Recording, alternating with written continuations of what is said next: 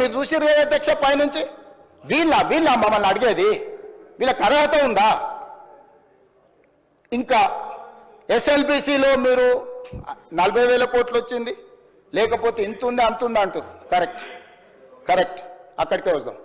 మీరు చేసిన పాపం పుట్టలాగా పెరిగి అది మా నెత్తి మీదకి వచ్చింది. 2014 నుంచి 2023 వరకు 10 ఏళ్ళు మీరు ఎగదొబ్బిందంతా తడిసి మోపెడై తట్టెడై అప్పుల భారం నెత్తి మీద పడి అవన్నీ కలిపితే ఇక్కడికి వచ్చింది. కానీ మేము ఇచ్చింది ఏ డేట్ నుంచి అధ్యక్ష? మేము మా బాధ్యత తీసుకున్నప్పుడు మేము క్లియర్గా ఒక డేట్ మెన్షన్ చేసినాం అధ్యక్ష.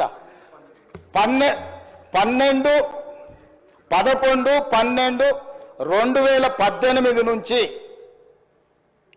9/12/2023 నేను బాధ్యత తీసుకునే వరకు 5 సంవత్సరాలు కరెక్ట్గా లెక్కగట్టి ఈ 5 సంవత్సరాలలో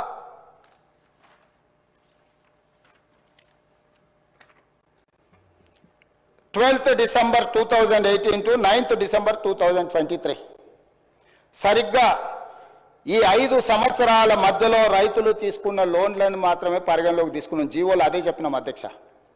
వాళ్ళు ఎగబెట్టింది ఉమ్మడి రాష్ట్రంలో పెండింగ్ ఉన్నది, 2014 నుంచి 2018 వరకు తీసుకున్న పెండింగ్ ఉన్నాయి, లేకపోతే వాళ్ళు మిత్తిలు కట్టకుండా వదిలేసినాయి. ఇవన్నీ లెక్క కడితే రైతుల ఎస్ఎల్బిసి బ్యాంక్ ఏం చెప్తుంది అధ్యక్ష? టోటల్గా రాష్ట్రంలో ఉన్న రైతుల కమతాలు, రైతుల యొక్క ఖాతాల నెంబర్ చెప్పి ఆ రైతుల నుంచి మాకు ఎంత బకాయిందో టోటల్గా చెప్పారు అధ్యక్ష. ఆ టోటల్ నుంచి 12 డిసెంబర్ 2018 నుంచి 9 డిసెంబర్ 2023 వరకు ఈ 5 సంవత్సరాలలో ఎంతమంది రైతులకు ఎంత బకాయి ఉందో ఆ వివరాలు ఇవ్వండి అని చెప్పి ఆ వివరాలు తీసుకొని మేము రుణమాఫీ చేసినాం అధ్యక్ష. ఇప్పుడుగా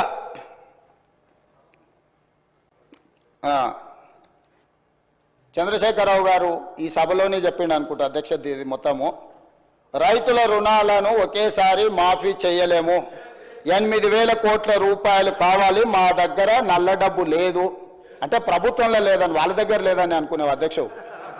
స్విస్ బ్యాంకు కూడా అప్పియగలిగినంత శక్తి వచ్చింది అధ్యక్ష.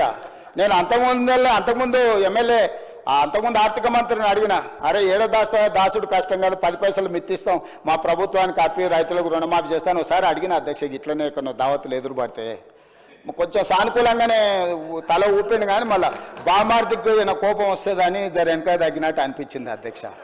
ఇవాళ ఈ రాష్ట్రం ఉన్న 7 లక్షల కోట్ల అప్పు కూడా కట్టాలంటే ఏం లేదు అధ్యక్ష. వాళ్ళకిన ఒక్కసారి మన దిక్కు చూసిరంటే రాష్ట్రం అప్పంతా కట్టొద్దు అధ్యక్ష, ఎందుకంటే అంతా అక్కడికే చేరింది కదా. సో రైతులకు ఇవ్వడానికి 8,000 కోట్ల రూపాయలు కూడా నా దగ్గర లేవు అని చెప్పి ఈరోజు రైతుల కోసమే మేము బ్రతుకుతున్నాం, రైతుల కోసం మేము ప్రాణాలు ఇస్తాం, రైతుల కోసం మా కిడ్నీలు కూడా ఇస్తాం. ఏంది అధ్యక్ష? మీరు ఒకవేళ ఇచ్చినా కూడా మీకున్న షుగర్ లెవెల్స్కి అవి పనికిరావు అధ్యక్ష. ఒకవేళ మీరు ఇద్దామని ముందుకు వచ్చినా ఆ పరిస్థితి లేదు తీసుకోవడానికి.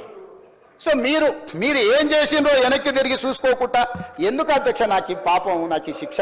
మీరు చేసిన పాపాలన్నీ నేను చదవాల్సి వస్తుంది అధ్యక్ష. ఇది నాకు శిక్షలాగా అయిపోయింది.